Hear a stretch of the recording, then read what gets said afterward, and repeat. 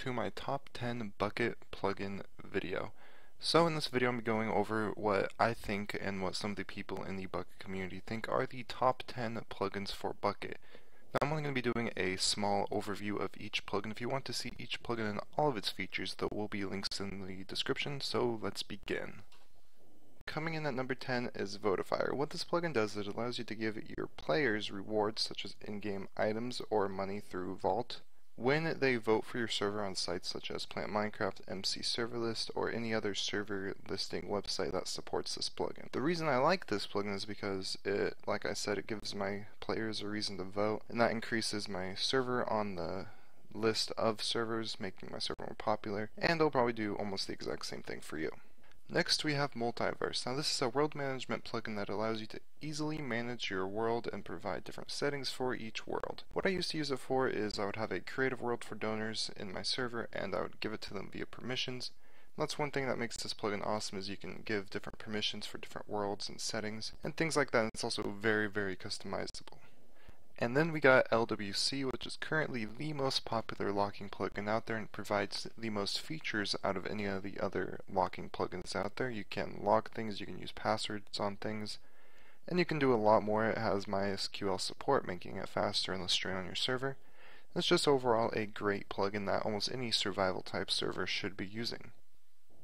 For number 7 we have dynmap. This is personally one of my favorite plugins. What it is a live map that you can run on your server, allowing you to see player locations and look at the terrain from high detail above. And the thing I love about it the most is all the customizable options that it gives you and all the different settings that it provides to you, making this a great plugin to run on your server. Coming up next, and number 6 is nocheat. Now this plugin is simply a requirement for almost all servers. What it does is it allows you to block mods such as fly mods or god mode mods or instant sprint or anything like that. It allows you to block those, and you can give people access to those mods via permissions. Now there's a lot more to this mod and I highly recommend you check it out. If you plan on building a server at all, this is a requirement to have in your server. Coming up at number 5 is mcmmo. Now this is a plugin that gives your players a leveling system for almost everything that they do, from mining to PvP, and you can also give rewards like custom drops and skills to the players for whatever they are doing. Now this plugin is almost a must-have for any server that has anything to do with PvP or almost any survival-based server, so I highly recommend you get this. Now number 4 is buycraft. What this plugin does is it allows you to sell players in-game items with real money instantly with PayPal or some other payment method, and it even has an online store that your players can use. Now this plugin will help you pay for your server, and if it is used enough you can even earn a little extra money on the side. So I recommend this plugin to any larger servers. It'd probably work best on PvP or hardcore servers where you can sell enchanted armor and weapons, something that people would actually want to buy in your server. Next up at number 3 is good old permissions. Now there are many permission plugins that you can use. I personally prefer groupmanager, but there are other permission plugins such as bpermissions and pecs.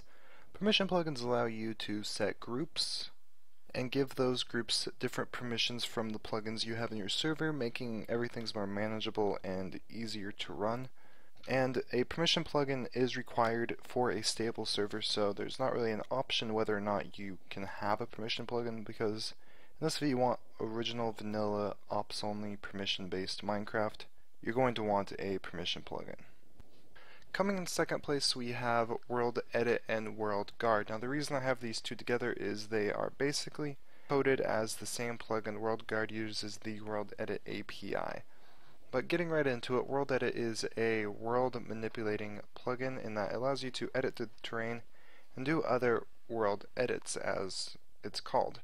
Now worldguard is a region protection plugin that allows you to protect regions and add owners, add permissions for people to use them, add permissions so groups can use them, and it allows you to do things like flags, so you can make it so PvP, for example, doesn't work, or you can't do PvP in a certain region. There's a tons more flags like mob spawning, creeper damage, mob damage, explosions, and things like that. And for our very last plugin, what in my opinion is the number 1 bucket plugin is voxelsniper. Now this is basically worldedit, but more advanced.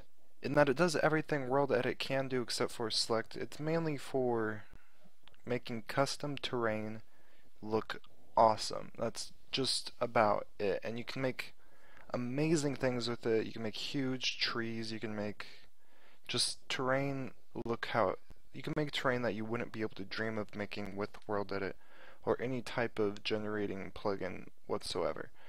So I think this plugin deserves a rightful spot at number 1. If you think I'm wrong, feel free to leave your opinion. I would love to hear it.